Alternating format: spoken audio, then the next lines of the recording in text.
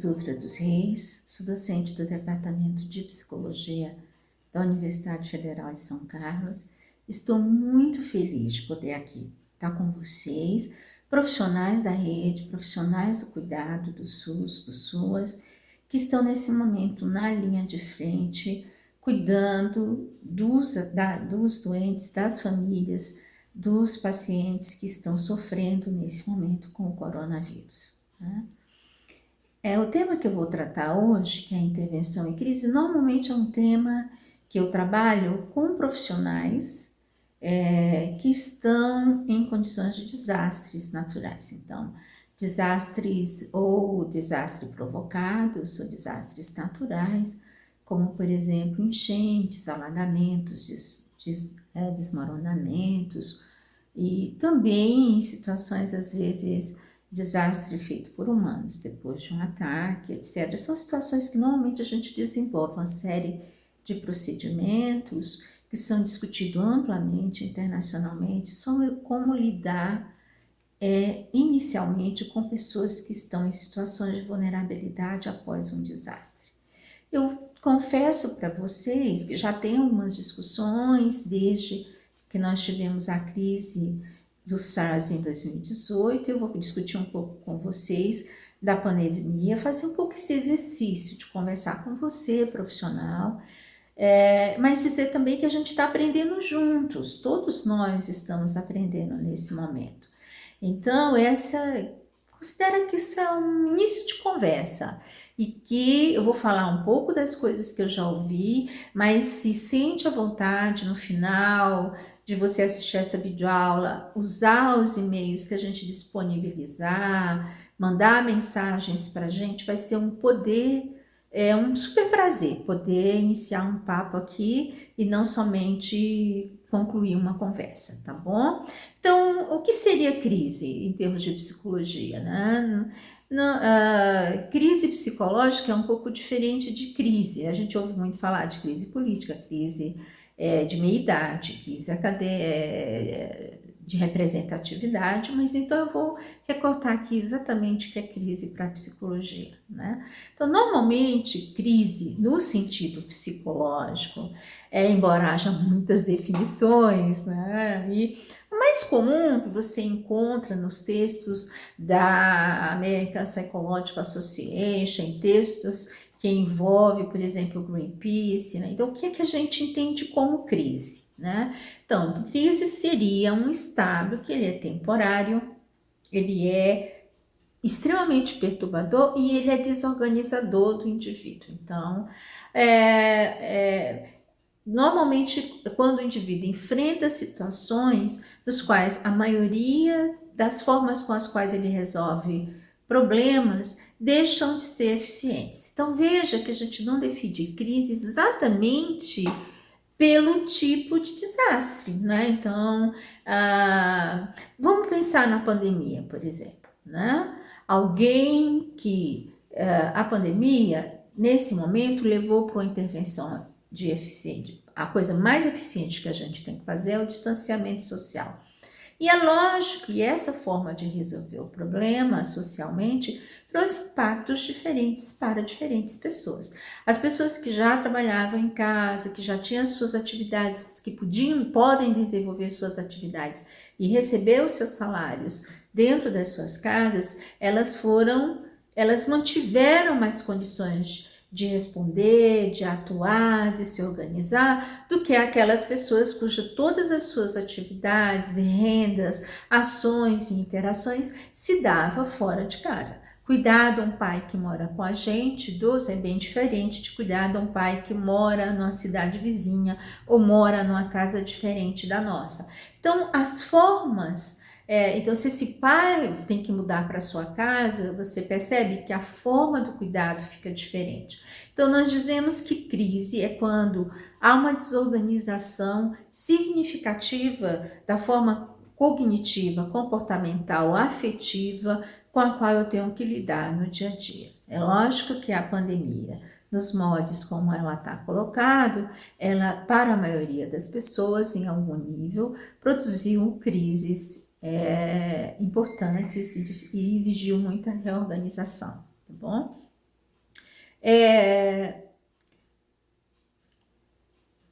Existe naturalmente pessoas que já estavam numa condição de vulnerabilidade, a gente precisa olhar com um pouco mais de cuidado. Então, se eu já tinha um quadro de estresse pós-traumático, se eu já fui exposto a uma situação de estresse anterior, se eu tenho uma doença crônica, se eu já tenho um quadro de saúde mental e estou sob tratamento de psicose ou depressão ou ansiedade, todos esses elementos tornam a condição de crise um elemento precipitador. Ela vai deixar mais sequelas do que indivíduos que estejam de alguma forma naquele momento do início do impacto com mais condições de funcionamento. Né? Então, a crise pode normalmente acontecer por mudanças no próprio indivíduo. Eu tive um AVC, eu tive uma condição de Alzheimer, e ela também, um diagnóstico de Alzheimer, eu tive um tumor numa certa região e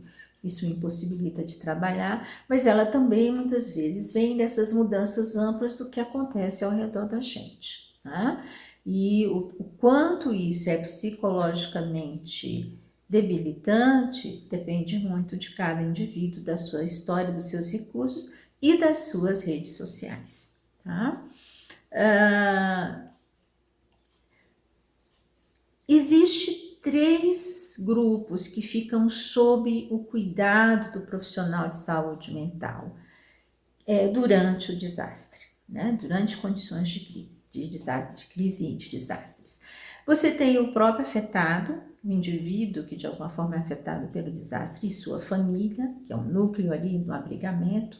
Você tem os profissionais, que são profissionais do SUAS ou da rede, ou os bombeiros, enfim, são os profissionais que inequivocamente, inescapavelmente estarão lá cuidando desses indivíduos. E você tem os voluntários, que são pessoas que necessariamente vêm, muitas vezes não receberam capacitação adequada e que vêm ajudar nas condições dos hospitais ou nas condições de abrigamento do desastre no contexto da crise. Então, é muito importante vocês se lembrar, porque eu não vou falar disso exatamente aqui, a gente pode falar num outro vídeo, mas eu acho que é interessante vocês visitarem uma outra videoconferência, videoaula que foi dada aí pela Juliana Almeida, que falou muito diretamente sobre o profissional que está intervendo em condições que produzem trauma. Você precisa cuidar da sua saúde mental, você precisa olhar o quanto que esse contexto está impactando você e tomar cuidados antes do seu dia de trabalho e depois do seu dia de trabalho, para que você possa passar por esse momento de crise e de grandes alterações no seu dia a dia com com uma redução de danos da sua saúde mental até que se encerre esse processo. Então, eu não vou falar disso hoje. Hoje eu vou falar especificamente da sua relação com um agente de saúde mental. Uma coisa muito discutida em desastres é que a saúde mental e muitas das ações, elas são coletivas, elas não são especificamente só do psiquiatra ou do psicólogo, ou do terapeuta ocupacional ou da enfermagem, mas alguns cuidados que acontecem durante a situação de desastre, durante a situação de sofrimento, elas precisam ser de alguma forma objeto de cuidado de todos os profissionais que estão naquele momento atuando durante o processo de crise, durante o processo de desastre. Então, eu vou falar um pouco com vocês sobre esses cuidados que são comuns a nós todos profissionais, que nos ajuda a identificar melhor o sofrimento enquanto nós estamos atuando naturalmente nas nossas áreas de expertise, o pneumo, a enfermeira, né? Então, enfim, quem está junto com o paciente, quem está junto com a família, mas também o profissional de saúde mental que pode ficar mais atento a algumas condições que não necessariamente ele enfrenta no seu dia a dia, tá?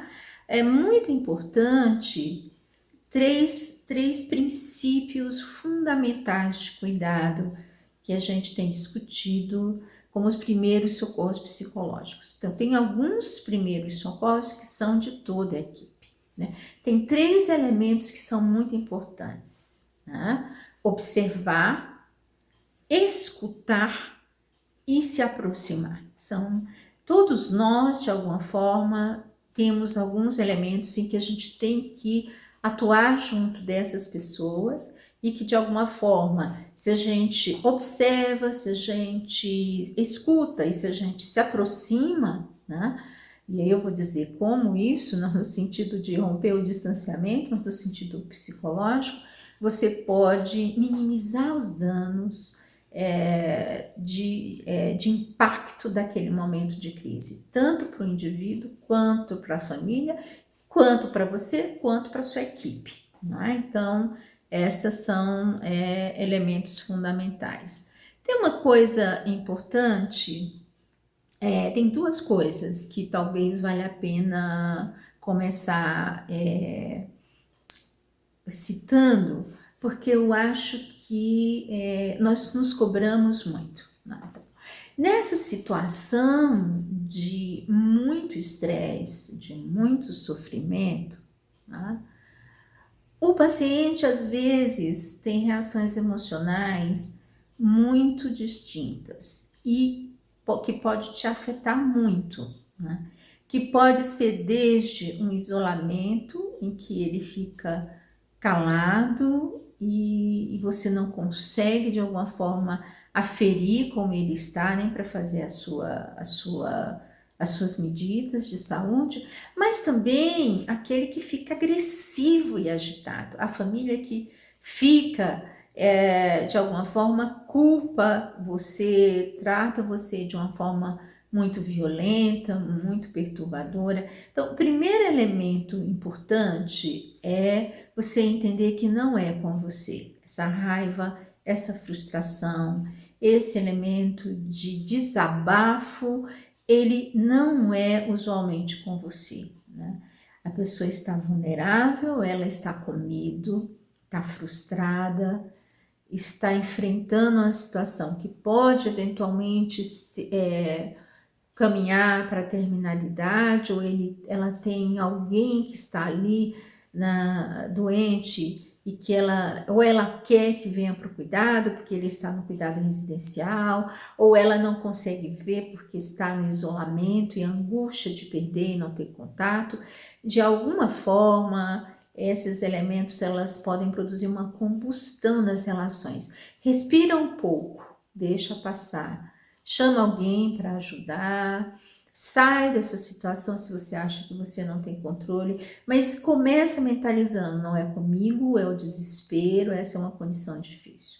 Uma outra coisa que você tem que observar é que seu limite também pode, ficar pequenininho. Então, você vai ter o seu autocontrole, às vezes também vai sair de linha. Então, às vezes você vai se sentir mais angustiado, mais opressivo, com menos paciência, mais afetado pelas situações, mais pronta a falar de uma forma mais alta, mais grosseira. Quando você observar isso, é interessante que isso vai acontecer em algum momento. Então, é muito importante que você tenha consciência imediata dessa alteração emocional.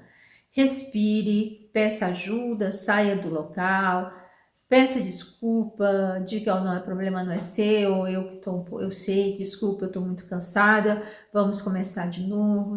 Então, esses é um cenário que é previsível e que todos que estão na equipe de desastre têm que se preparar. As pessoas estarão sofrendo e parte desse sofrimento não vai ser só lágrima ou tristeza. Algumas emoções como raiva, frustração, também vão estar aparecendo. É importante que você, de alguma forma, mantenha, assim como você registra febre, você deve registrar isso também, tá? O quanto que você está chegando no limite cada vez maior, não é? É importante porque se a gente não examina isso, a gente não entende, a gente pode se afastar de alguém que está sofrendo, ou a gente pode ferir alguém que está sofrendo, porque a gente não entende esses elementos que produzem instabilidade emocional, tá bom?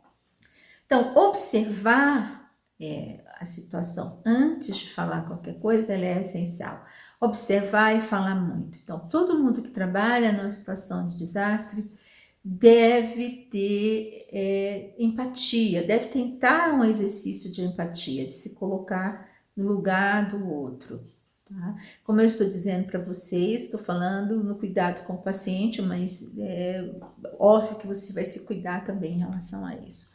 Mas uma coisa crítica e fundamental é termos um olhar de empático, de que, de fato, se você estivesse naquele lugar, como é que você se sentiria? Isso ajuda muito a gente a ter autocontrole e a entender o outro, né?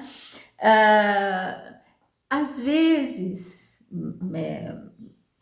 particularmente os profissionais de saúde mental, quando vão falar com os pacientes, eles podem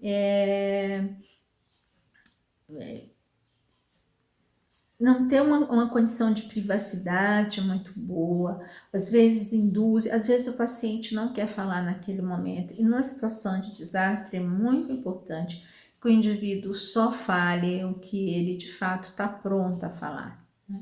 Nós temos aprendido a duras penas que a técnica de debriefing, ela na verdade aumenta a probabilidade de estresse pós-traumático. Então, respeitar a privacidade do paciente, falar na linguagem, você vai estar atendendo pessoas e vai ter uma quantidade imensa de pessoas que têm religiões diferentes, etnias diferentes, valores diferentes. São pessoas que às vezes são moradores de rua, são pessoas que são universitários, tem pessoas que têm toque, tem pessoas que têm doenças mentais prévias. Então, numa situação de isolamento, numa situação de pandemia, numa situação de desastre, você coloca no mesmo local pessoas muito distintas.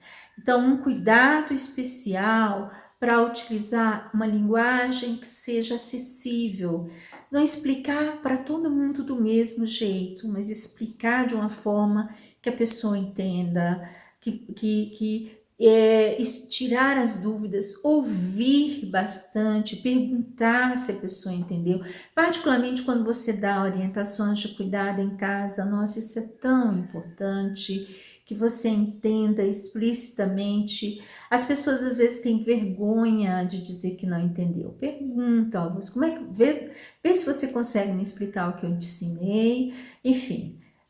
Entenda que as pessoas têm escolaridade diferente, elas têm religiões diferentes. Isso é outro aspecto muito importante. Às vezes nós achamos que falarmos das nossas religiões, porque nos dão um certo conforto, ajudam o indivíduo que está ali, né? Mas pode ser que sim, né?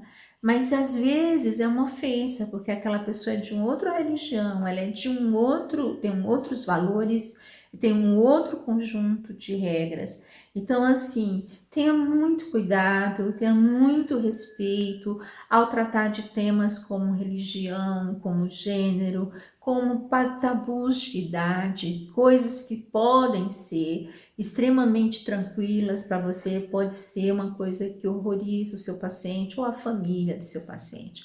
Então, todos nós, se nós não respeitarmos esse limite, nós temos aí uma resistência, nós podemos produzir pouca adesão do tratamento à intervenção, porque ele não vai se sentir próximo de você. Ele não vai sentir que você entende o que ele está sentindo. Então, esses cuidados no que você diz é muito importante. Mais ainda do jeito que você escuta. Escutar, muitas vezes a gente pensa que a coisa mais importante é a gente falar a coisa certa. E às vezes o maior impacto que a gente tem sobre as pessoas é quando a gente sabe escutar. É muito interessante isso. As pessoas têm muitas necessidades de ser ouvidas, tá? Então, às vezes, elas começam gritando com você, muito irritada. Se você não reagir imediatamente, mas você dizer, nossa, isso parece estar sendo difícil para você. Você quer falar e você escuta. Você não tem resposta, você escuta, você se coloca, escuta. Você só precisa dizer, nossa, que difícil, que complicado, como você está sofrendo com isso. Tá? Isso normalmente já é uma intervenção de saúde mental, produz uma redução, usualmente do estresse, uma certa sensação de conforto, diminui a ansiedade, diminui o desespero da solidão. Então, essa escuta qualificada da família, às vezes, do paciente que às vezes está ligando de casa, ou daquele que está no hospital, é um pouco mais complexo, que eu imagino que às vezes está com aparelho de respirador e tal.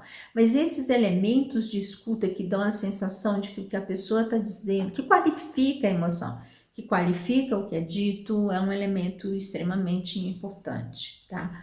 Outra coisa também, para gente que trabalha em desastre e que é muito fundamental, além desta escuta, é a gente poder não desqualificar o sofrimento de ninguém. Né? Normalmente a gente tem uma tendência que é do senso comum, a gente fala assim, nossa, mas fulano, nossa, você nem sabe, fulano teve uma situação muito pior, a família de fulano teve mais sofrimento, mas olha, isso não é nada, você precisa ver o paciente do lado, que está sem respirar há vários dias. Nossa, isso é difícil de ouvir. Eu acho que você já teve essa experiência. Nada pior do que você estar contando o problema. Todo mundo tem a tia que faz isso, tem a mãe que faz isso, tem alguém que faz isso com ela. Você está lá no meio do problema e a pessoa diz, nossa, mas eu passei muito pior que isso. Nossa, essa dor muito maior eu já passei. Olha, isso, na verdade, coloca o paciente a uns 1000 quilômetros longe de você, tá? Você pode até pensar isso. De fato, tem pessoas que você olha e diz, nossa, mas fulano tá sofrendo tanto e tá tendo uma reação tão positiva e essa pessoa tá sendo tão difícil e ela tá tão melhor. Você pode pensar isso, você pode discutir entre colegas, você pode ter um momento de desabafo que você grita num saco de papel enquanto você está no banheiro, mas evita falar para o paciente, evita falar para a família. Essa diminuição, essa desqualificação do sofrimento, ela não ajuda o paciente. A gente acha que se ele pensa que outras pessoas sofrem mais, ele vai se sentir melhor.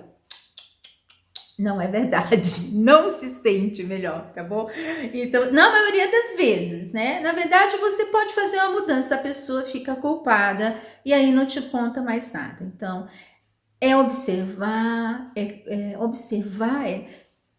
conversar, escutar e de alguma forma agir de forma produtiva. Todos os profissionais que estão no desastre, quando possível, deve sinalizar as ações mais construtivas possíveis, não é? Eu vou falar para vocês duas palavras que para mim são muito significativas para dar um entendimento nisso, né? Antes da pessoa ficar doente, você já falou de todos, né? Nós já estamos super ultra informados nesse momento, nessa altura, de como é a Covid, de como ele é nocivo, os sintomas que ele faz, né? Agora, no momento que você recebe um indivíduo que tem o diagnóstico de positivo, que vai ficar em casa sob isolamento, que vai ficar no isolamento no hospital,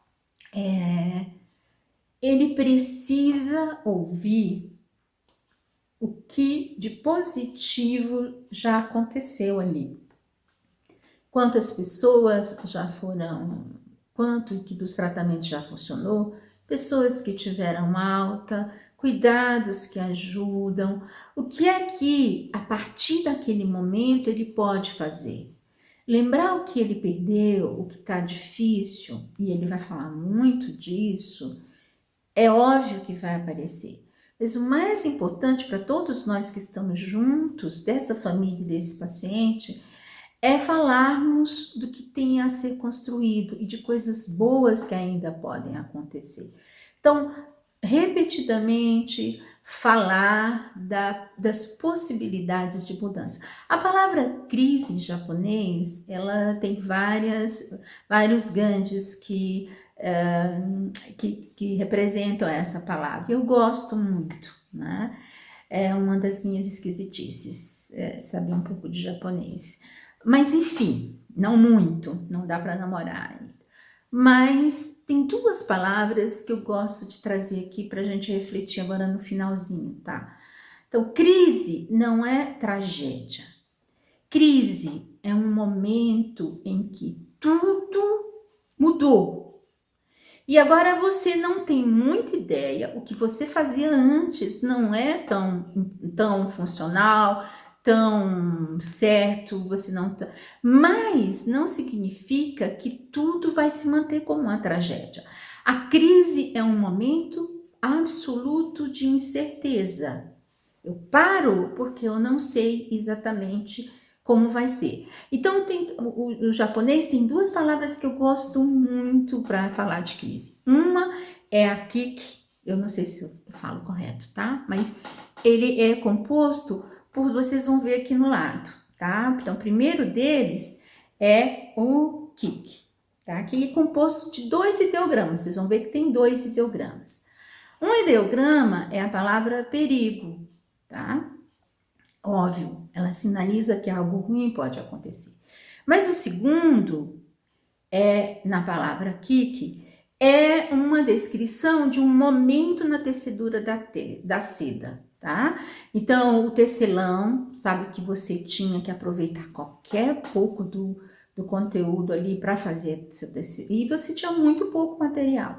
Então, tem um pouco, quando você está ali tecendo a seda, você não sabe muito bem que figura. Se o que você está colocando no tecido como figura, se vai ficar bonito, mas também não dá mais para desmanchar. Então, é um momento em que você tem que continuar, mas você não tem muita clareza se o padrão da seda vai ser bom. E isso poderia representar ter comida no inverno ou não. Poderia significar uma família inteira de trabalhadores rurais, tendo o que comer ou morrendo de fome, um único tecido de seda. Então, é um momento de indecisão no que, a partir desse momento, não tenho muita clareza que padrão vai se formar, mas se não for exatamente o belo padrão, se não for um bom aproveitamento, minha vida daqui para frente estará muito afetada. Uma outra também, que é de japonês, vocês vão ver também aqui, é composta por 2 ideogramas também, perigo e estação. Então, é quando você está na estação de trem, você está indo para um lugar, você deixou tudo para trás, você não pode voltar, mas você também não sabe muito bem onde é o seu destino. Como vai ser essa cidade? Tudo é novo, tudo é diferente e você não tem mais para onde voltar. Aquele caminho vai te levar para algum lugar que você não sabe se é bom ou se é ruim. Então, é muito importante numa crise que você entenda, durante um desastre, durante uma pandemia, e você trabalhe com os seus pacientes isso. Que, embora seja muito difícil, seja muito sofrimento, não sabemos de fato, seguramente, como será o amanhã. E é muito importante e é muito fundamental que essa incerteza leve a uma sensação de positivo, de construtivo, de inovador e de fundamental. Espero ter ajudado vocês. Entre em contato com a gente, faz pergunta, eu vou ter o maior prazer. Saúde para todas e todos. Muito obrigada.